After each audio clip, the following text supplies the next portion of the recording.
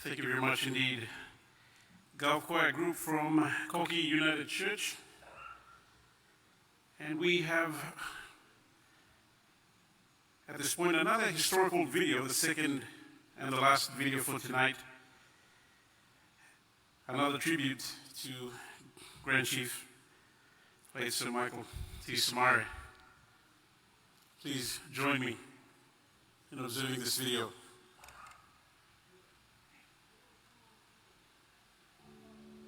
Today's 45 years after independence. When I was telling Papua New Guineans to have independence, there was a lot of reluctance. A lot of people didn't want to say anything. They were frightened that the country would go bad. But believe me, I stick by what I said. You'll have independence, you'll have celebrations, you'll have hamas in the country. After 45 years, you see independence. It's something which is blessing for all Papua New Guineans, all throughout the country. And I know all around the world they are enjoying.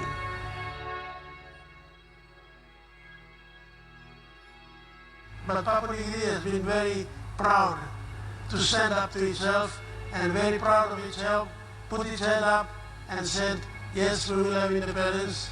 And we prove to people that we prove to the world that we are now an independent country after 45 years.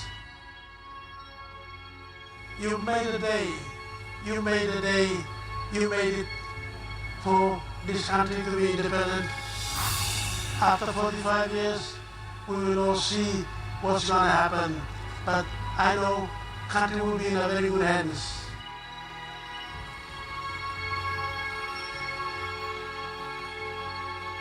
Thank you very much, and God bless you all.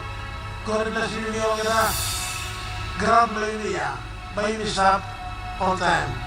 Namia Masong, to people, Amos no independence, you all Ma Mary lo Papua New Guinea, Nato, people Mas, Master Lipla, Iplamos, Pai Man Lipla, Pai Bros, Nato, Mipla, Sarapan, and making the country come up. Thank you. The God bless you, Mipla.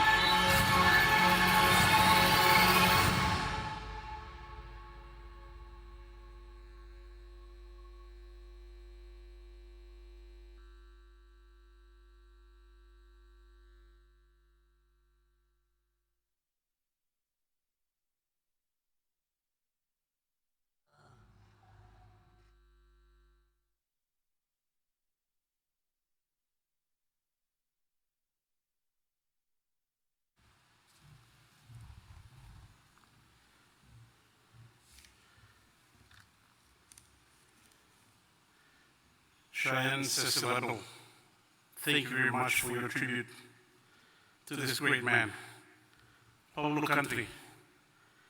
In his own words, Grand Limi by Mistap. And I'd like to call upon from a group from Gulf in 9 Mile, Caramel Block.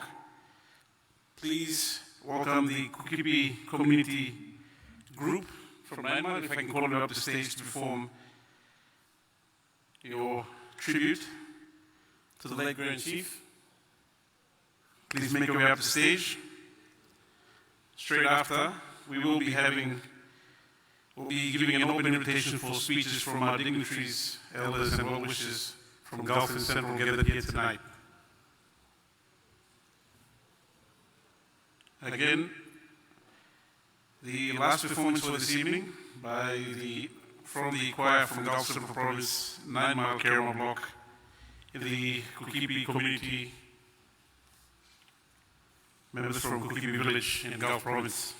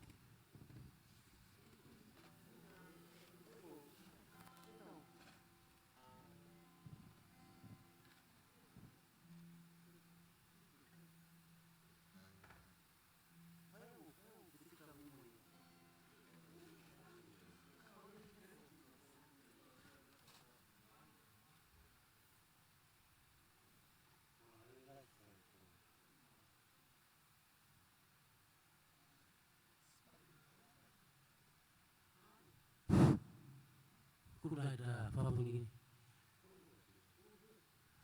As you can see, Kerama Kukubi community, we will be singing 3 songs. 2 tribute to the late Grand Chief Sir Michael Somare, the founding father of this nation. And the number 3 is a gospel. Thank you.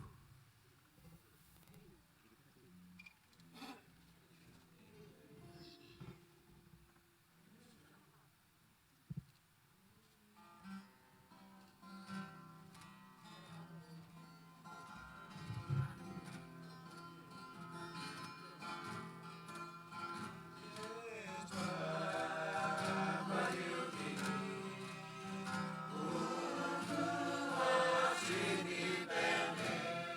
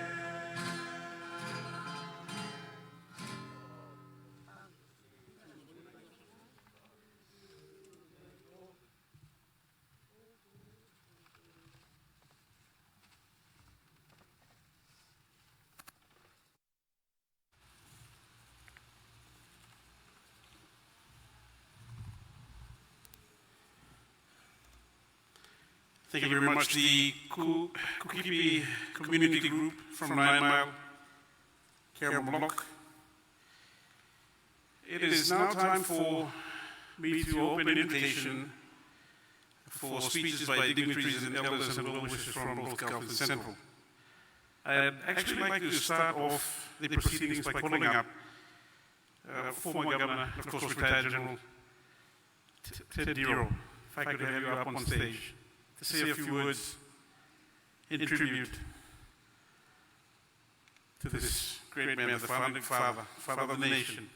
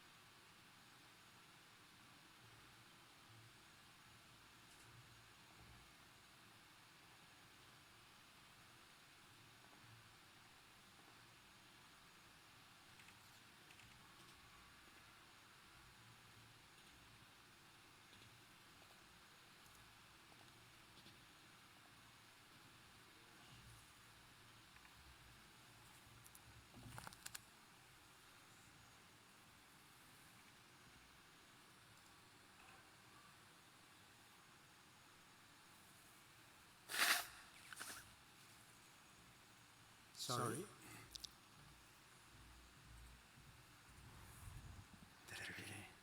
Okay. Good evening.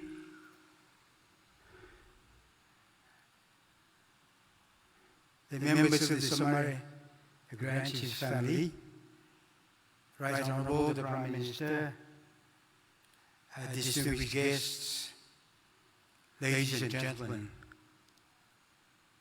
I want to thank the Prime Minister for giving us ample chance to farewell our great leader. The Grand Chief is one in a million. Papua New Guinea was blessed by having this great man as our Chief Minister and our Prime Minister during what would have been the most turbulent years in our life. He fought to remove the shackles of colonialism from us. He fought for a new life. He fought to give us the opportunity so we could have KAK group performing their culture. We have become a nation of copycats, nation of cut and paste. We have borrowed so much from others because we think that their advice, their examples are transitional. I think the messages that the Grand Chief is giving to us now, I hope that many thinking Papua New Guineans will take heed of the lessons that we have just witnessed. As a Christian country, we should be celebrating his life, his contribution, and his example to us, so visibly articulated by his daughter that spoke here and stood here. I am touched and I am moved by the messages that the great leader has conveyed to us. I came here with a different subject to discuss, But because I have been so moved, I would like to deliberate and dwell on the messages that our Grand Chief, or the late Grand Chief, is telling us. What can you extract from the video clips that you saw here this evening? We are enduring a double tragedy. COVID-19, as well as the departure of our beloved leader. The Grand Chief was deeply intellectual. He understood the likes and dislikes of Papua New Guineans. He was so deep in his judgment of people that if you had a complaint, he would see it before he opened his mouth to talk to you. I was one of those fortunate and lucky ones in the history of our country to be alongside the Grand Chief when he was cutting through this jungle of political wilderness. But I was in command of the lethal weapons, the means of destruction was under my command. It was necessary for us to work together to shape this country so that we could have a peaceful, united, and successful developing country. Some of us became too greedy. Some of us stuck to the temptations of power. Some of us tried to put interests of our country ahead of ourselves and our families. So the messages I think the Grand Chief was thinking about before passing was that, what am I going to leave behind? What am I going to expect the new generation? How are they going to perform? How are they going to emulate the finest traditions that I have tried to expose to them? If you look around, if you feel, if you see what is going on, we have gone down from the expectations of the old generation. This is a new generation. I accept that there is a generational change. I accept that the language has changed, but the mode of conduct must remain same. We must follow the dreams and expectations and performance, code of conduct of our past elders. I can tell you that in my time, and I think there are some members of the Gang of Four who are here, we did not have a good life. We struggle to copy the standards imparted to us by the colonial masters. But it seems that as we move away from the point of independence, as we move away from the time of independence, we are changing. I'm not too sure whether it's changing for good or changing for bad. It's up to you to decide. Papua New Guinea is a young country. We must understand our position within the global context. Some of us tend to be overpride, tend to be carried away with power. The Grand Chief was never like that. He was always humble, intellectually astute, and he was a an overcomer.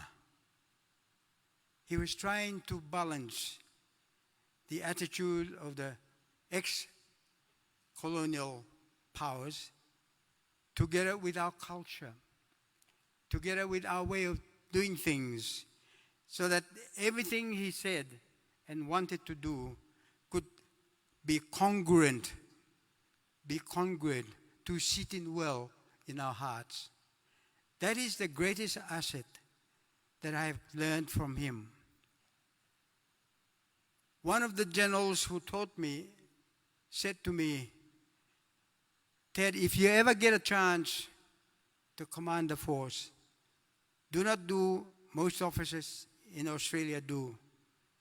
If there is a temptation that if you are placed in the same circumstances as that soldier, and if there is a temptation that you would follow him, be sympathetic with him, compromise, consensus, and compromise.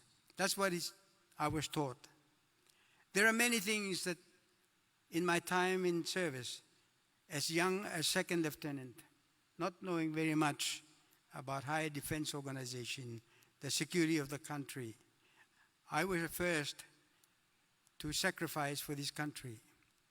How did I sacrifice? At Somare Secondary School with a good Queensland Junior Certificate. When they asked me to choose what my career was, I did not choose to be teacher or patrol officer or health worker.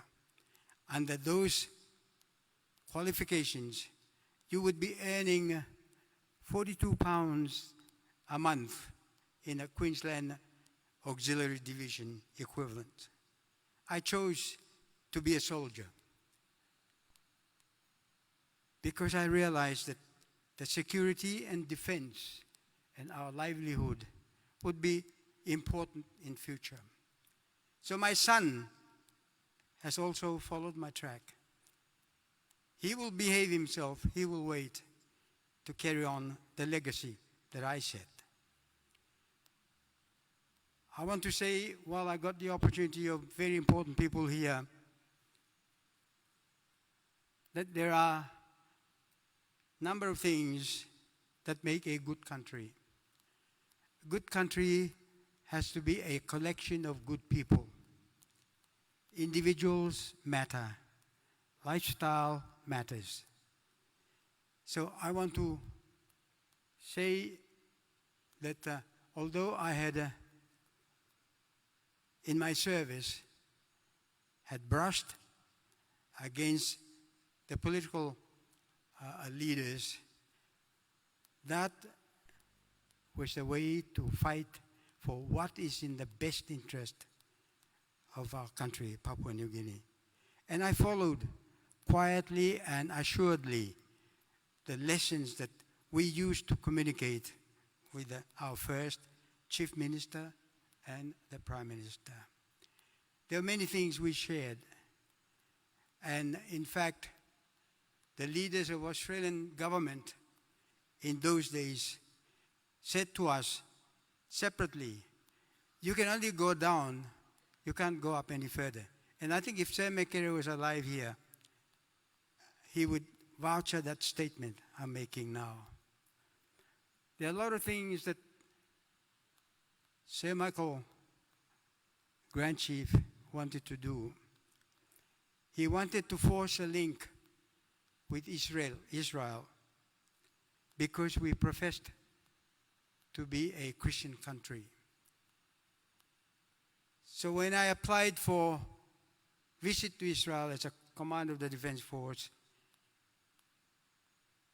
he refused because of peer pressure, the pressure from abroad and pressure from within, perhaps the Gang of Four. I think there's some of them are here.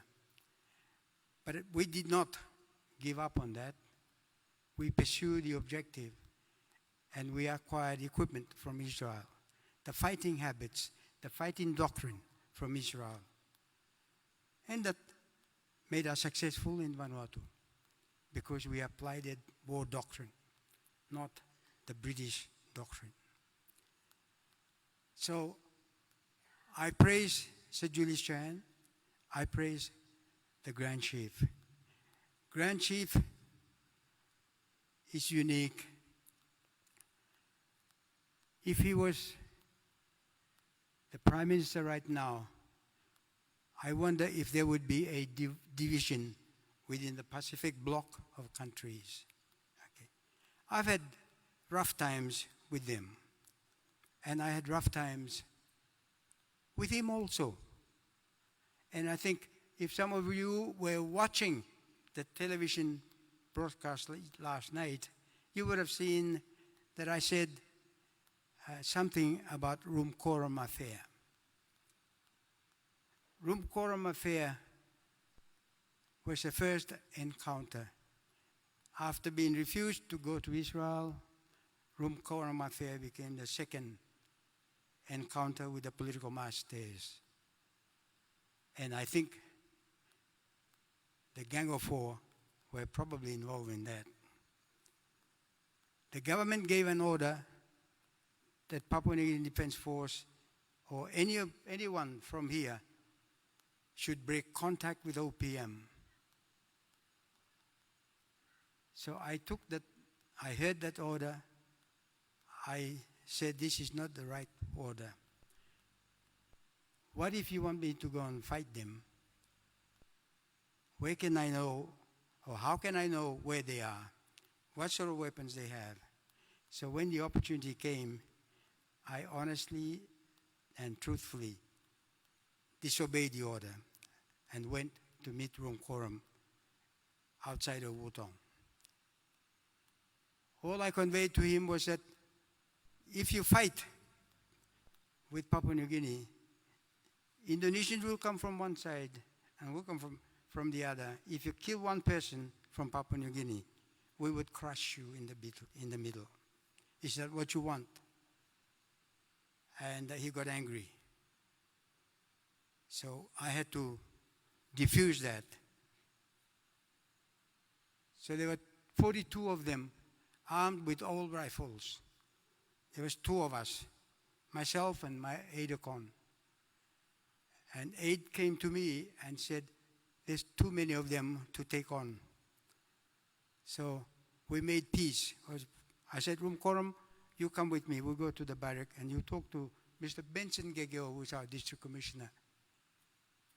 So we came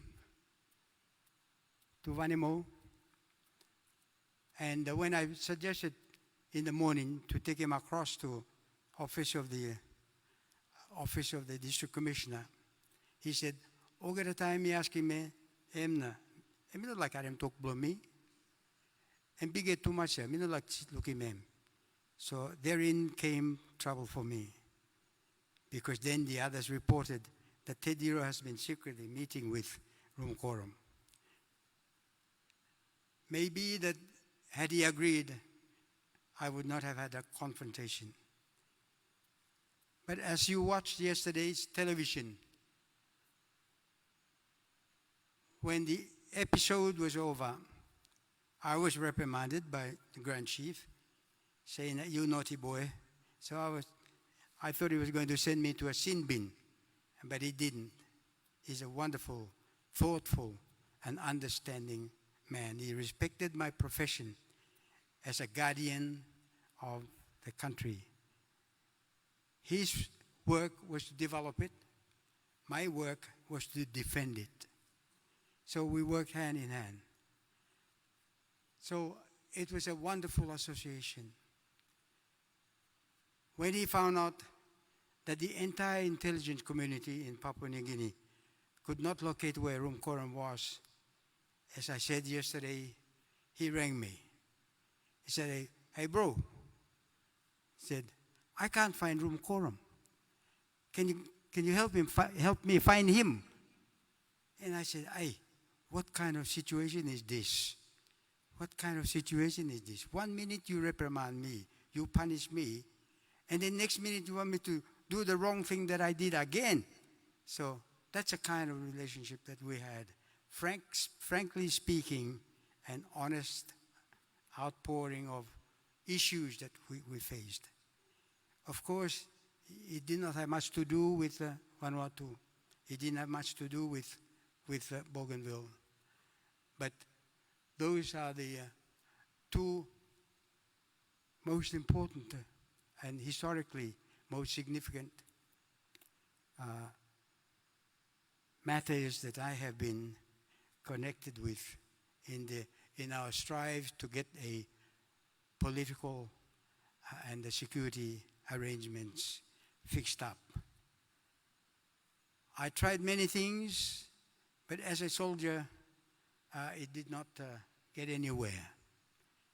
So it was only after I became foreign minister that I concluded a milestone treaty with Indonesia.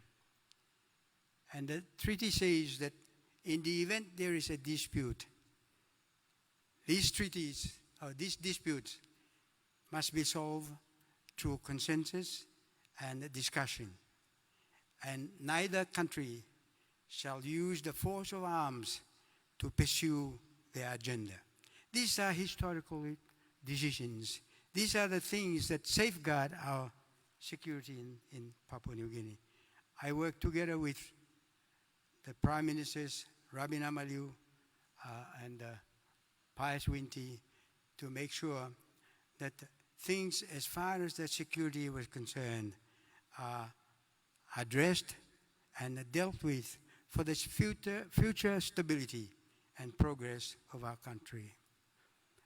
I then turned around to Australia, and the things that I was trying to achieve with them, I did not eventuate because they wanted to keep separate. They wanted to keep no military alliances with us. But we were able to break through and say that in the event of PNG being externally attacked, we would discuss with Australia as to what the solution might be. Therein, tying up the entire ANZUS force, Australia, New Zealand, and the United States. So, ladies and gentlemen, I completed my job. I completed my job along with hard work that Grand Chief Sir Michael was able to do. We are where we are today because of this unique individual, one in a million, who is an overcomer. He was a problem solver. He was a wonderful man, deeply intellectual. He could see what you're going to say before you spoke. Very godly person, very godly person. And we were privileged and glad to work with him. I'm sure that there's others who want to share their experiences with Sir Michael. But for me, these are the issues, the major issues that I will remember in my time with him. When I was a commander, we played golf with one of the Australian visiting generals. And that general hit the ball and it bounced off the rock. And it came and hit him on the head. So I rushed into defense of Sir Michael. In the presence of Sir Michael, I said, "Sir, it's good that you have a thick head." And that didn't go down well with the general. And Sir Michael said to me, "You don't say things like that. He will sack you." And these are the fine, just so many things that we did together. But both of us, our ambitions, our inspirations, our attitude were deeply intertwined with the interest of Papua New Guinea. We were completely committed to Papua New Guinea, and we served together. And I'm so happy, so glad that he has been the longest term Prime Minister in our country. There are many things I can tell you, but I must give enough opportunity for the others to speak. I grieve for his passing. I grieve for the things that we do together. But the wonderful and the most revered question will be, what can we do now to relieve and revive the things that Sir Michael had in his mind, in his vision?